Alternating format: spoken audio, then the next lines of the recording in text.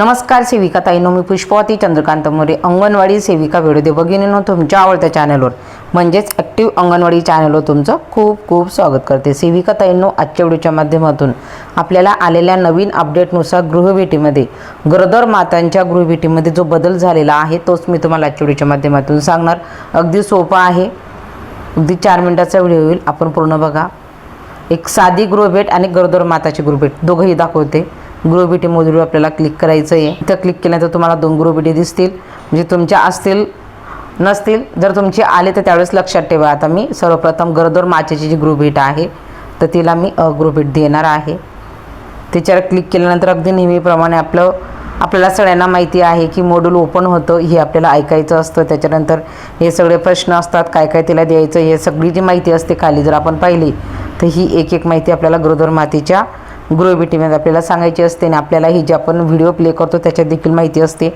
तर हे सगळं झाल्यानंतर मग आपल्याला पुढील क्लिक करावर आपल्याला ऑप्शन येतं आणि त्याच्यानंतर मग बघा होम विजिट प्रियंका ते लाभार्थीचं नाव आलेलं आहे। पहिलीच 4थ्या महिन्याची गर्भधारणा, तर बघा म्हणजे ती माता 4थ्या महिन्याची आहे। तर आता आपल्याला नेहमीप्रमाणे आपल्याला विचारलेले जे प्रश्न आहेत तर त्याची आपल्याला उत्तरे द्यायची आहेत।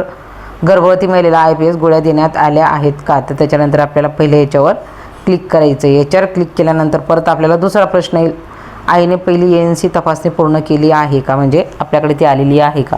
आणि त्याच्यानंतर मग असं पेज ओपन होतं। तर असं पेज ओपन झाल्यानंतर आपल्याला इथं दिलेलं आहे एंटर व्हॅल्यू, बघा इथं दिलेलं आहे एंटर व्हॅल्यू। बघा पहिलं ANC तपासणी दरम्यान गर्भवती महिलेने नोंदवलेल्या वजन MCP कार्डवरून, म्हणजे आपल्याला इथं किलोमध्ये त्या मातेचं वजन नोंदवायचं आहे जे आपण घेतलेलं असेल ते।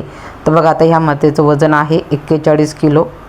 त्याच्यानंतर आपला दुसरी व्हॅल्यू आहे इथं की पहिल्या ANC तपासणी दरम्यान गरोदर महिलेची नोंदवलेली हिमोग्लोबिन पातळी MCP कार्डवरून, बघा आपल्याला जे लसीकरण कार्ड मिळतं त्याच्यावरूनच आपल्याला ही माहिती घ्यायची आहे। तर या मातेची 9.6 असं SB होतं, म्हणजे ही माता ॲनेमिक आहे। आता नवीनच सर्वेत आलेली आहे, त्याच्यामुळे जी माहिती आहे ती अशा पद्धतीने भरते। त्याच्यानंतर समष्ट करावर आपल्याला क्लिक करायचं आहे। तर बघा ह्यावेळेस हा बदल आपल्याला नक्की जाणवेल। त्याच्यानंतर समष्ट करावर आपल्याला क्लिक करायचं आहे। फक्त आपल्याला मातेचं वजन आणि तिचं SB हे टाकायचं आहे, ते पण आपल्याकडे असलेल्या कार्डवरून। तर त्याच्यानंतर तुमची जी गृहभेट आहे ती यशस्वीपणे पूर्ण केली आणि परत जावर आपल्याला क्लिक करायचं आहे। आता राहिलेली गृहभेट जी दुसरी आहे ती बालकाची आहे। आता तिचं आपलं नेहमीप्रमाणे आपल्याला माहिती आहे, इथं व्हिडिओ आहे तो व्हिडिओ ऐकायचा आहे।